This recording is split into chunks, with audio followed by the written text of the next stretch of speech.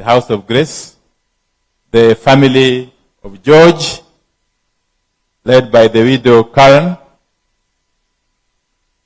distinguished mourners, ladies and gentlemen, good afternoon.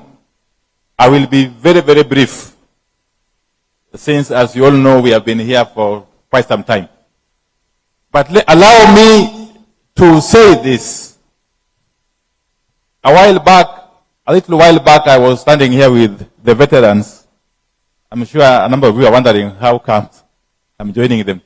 But a lot has been said by Captain Onyango on behalf of the veterans. Because George is someone I came to know way back in the early 90s. Specifically in 1991, or thereabout. And at that time, if you may recall, we were proceeding to the elections of 1992. We were very young people. Personally, I was at the university. And because the opposition was fairly divided, it was not lost on us that we were facing a very uncertain election, whose outcome we feared would not be in our favor. And therefore, even as we campaigned, I and my many other colleagues were determined to ensure that in that election, Baba Raila'S Odinga would have to be an MP. And that's why, and by all means possible, that was our resolution. And that's why we took it upon ourselves to mobilize people properly, to register and do many other things that we did. Because I remember very well in that election, I was a voter in this place, Kongoni Primary School in Nairobi West, where I voted until 2007. I only changed my vote to Ugunja when I was running in 2013. But let me say this. George was always distinguished as a disciplined and humble person, as has been said by many people. By very many people. So we worked very closely with him and his other colleagues. If you want to know that there was discipline, some of us who are coming from the university community as students, we considered ourselves as the strategists. While George and his compatriots were what I would call the combatants. We had a very seamless blending. Because we had one common purpose and one common objective, which then was actually to ensure that Moi left power. So the rest, as they say, is history. But allow me to remember one very slow moment. That was much later now, in 1997, when we are now again approaching the election of that year, which was to be in December. And we had come to the realization that that election again, if reforms were not undertaken, certain reforms are not carried out, Moi was going to steal it again. So there was a movement that was agitating for reforms before that election. And that movement caught fire across the country, and especially in Nairobi. So George was part and parcel of that movement. I remember very well. We had said no reforms, no elections. And it began on the 7th of July that year, a day we called Sabasaba. Come August that same year, we called it Nane Nane, the 8th of August. Previously, Moi had said, and his administration, that no one would step into the Central Park, the one that's currently, I think, rehabilitated by Sakaja. That Central Park was declared a no-go zone by Moi and his people. But because we were young and energetic and raring to go, we challenged him that we shall go there.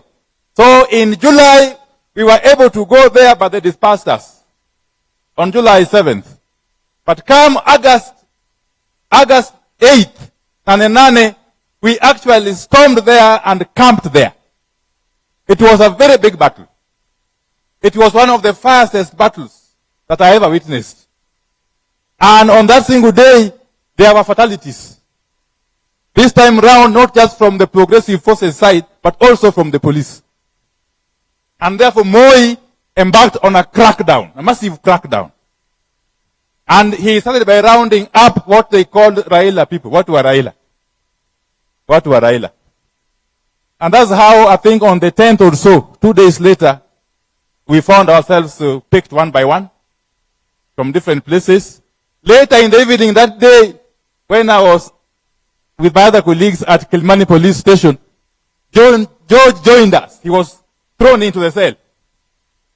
That's when I realized this thing is very serious. Because George was then the ADC of Barbers, you know. We came to learn that he was actually dragged out of Barbers' car from Parliament. So, to cut the long story short, is that when eventually we landed at committee, George remained his true self. Very calm. Very, very calm. And not moved at all. Not moved at all. Even when there were strikes that we waged at committee, George was very calm. I remember one day, there was a serious strike in committee, and we were moved from block D, where we were initially with the rest of the inmates, and taken to the isolation block. The one that was used for keeping political detainees earlier.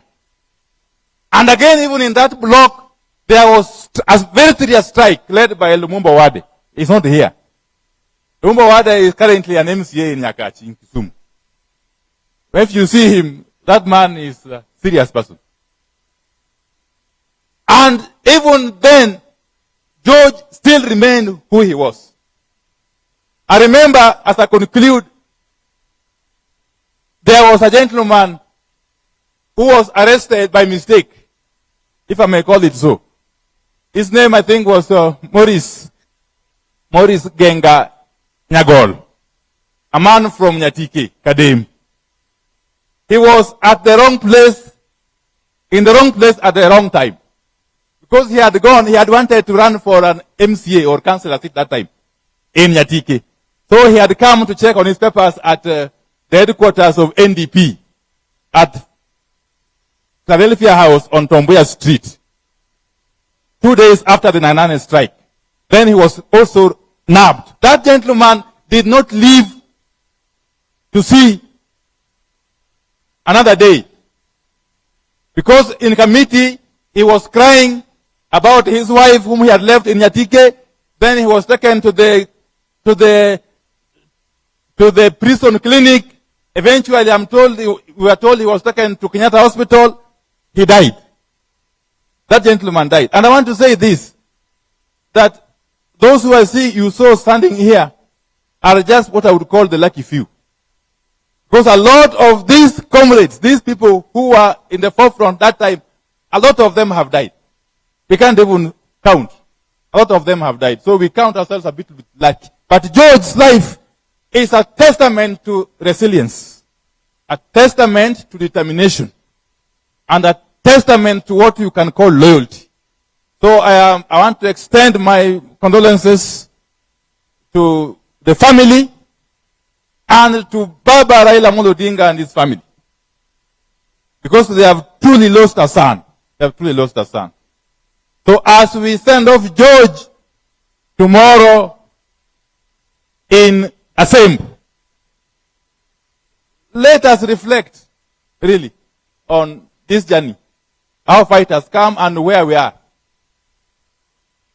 Let us use that solemn occasion to take stock of the possible gains that have been made along the way. And of course the losses. As we chart the way forward. The way forward. One thing I want to leave you with is to believe in God. Because with God, everything is possible. I want to pray that the family be encouraged and to be given the fortitude to bear this very, very serious loss.